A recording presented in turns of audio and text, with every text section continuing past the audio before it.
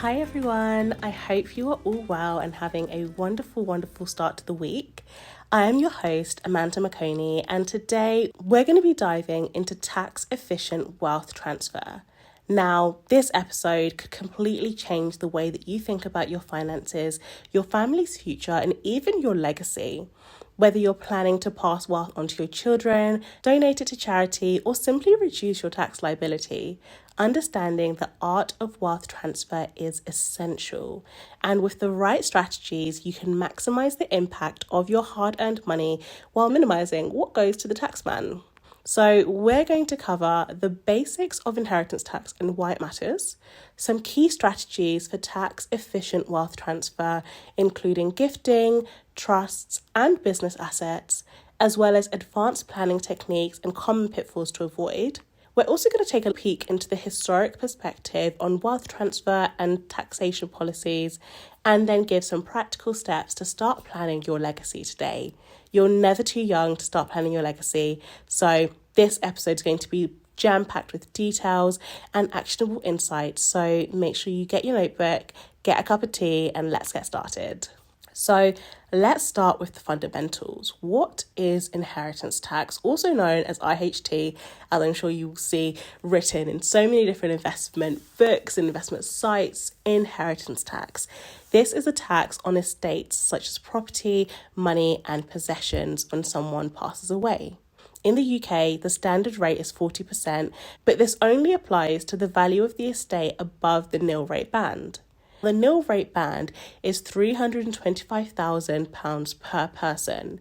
However, a married couple or a civil couple can combine their allowances, meaning that the nil rate band of their estate will be £650,000, and this can be passed over on a tax-free basis. The resident nil rate band, also known as the RNRB, is an additional £175,000 per person if they're passing their home directly to their descendants. So if your estate is worth £1 million and you're eligible for both allowances, only £500,000 would then be taxed at 40%. And I understand 40% of £500,000 is still a lot of money, but it's a lot better than 40% of £1 million. So what counts as an estate? What is included in the estate? These are properties, cash and savings, investment like stocks, bonds, gilts, whatever it might be, business assets, oftentimes depending on the circumstances, and life insurance policies not written in trust. The tax is usually paid by the executor of the will or by the person who's managing the estate. It must be settled within 6 months of death to avoid any interest charges. I know it's the last thing you need when a loved one dies, but the 6-month deadline is there. Inheritance tax does date back to 1694 in England. This was initially reduced to fund war efforts, and over the centuries they've evolved into being a tool for redistributing wealth and for funding public services. Now, here's where we get a little bit technical. These are the most efficient strategies to minimize inheritance tax and ensure that your wealth goes where you want it to. The first thing being lifetime gifting. The 7-year rule. Gifts made more than 7 years before your death are inheritance tax exempt. And now I know that you're thinking, I can't guarantee that I'm going to die in the next 7 years, so I don't necessarily know what's going to happen. But if you do happen to die within that 7 years, taper relief may apply, reducing the tax rate based on the time that's elapsed. Another way to minimize your inheritance tax is to use the annual exemption. Each year, you can give away up to £3,000 tax-free. Unused allowance from the previous year can be carried forward, essentially doubling your exemption to £6,000. Another great way is to use the small gift exemption.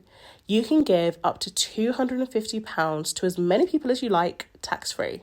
And one of the final methods would be gifts on marriage or civil partnerships. Now, parents can gift £5,000, grandparents can gift £2,500, and anyone else £1,000 that will be tax-free. Regular gifting from surplus income like annual bonuses can also be exempt if it doesn't reduce your standard of living. Now, if we get into trusts, what exactly are trusts? A trust is a legal arrangement where assets are managed by trustees for the benefit of the beneficiaries. Now, you do have a couple of different types of trusts, one of them being bare trusts. This is where beneficiaries are entitled to assets outright at age 18. You then have discretionary trusts, where the trustees decide how and when assets are going to be distributed. Another type is interest in possession trusts, and this is where the beneficiaries have the right to income, but not the right to the capital. The tax benefit of trusts really is quite great. Trusts help to remove assets from your estates, reducing the inheritance tax liability overall. Certain trusts, like charitable trusts, can also be used to minimize taxes further. Consider setting up a trust with business assets or properties to control how they're distributed and take advantage of the tax efficiencies. Another important element that I think we need to cover is business property relief. This is up to 100% relief on business assets like shares in a trading company or a family business. You must have owned this asset for at least 2 years before your death, and it's only active trading businesses that qualify, not investment companies. So as long as you're planning ahead and ensuring that your business assets meet the criteria, then you will be eligible for this business property relief, which let me remind you is one.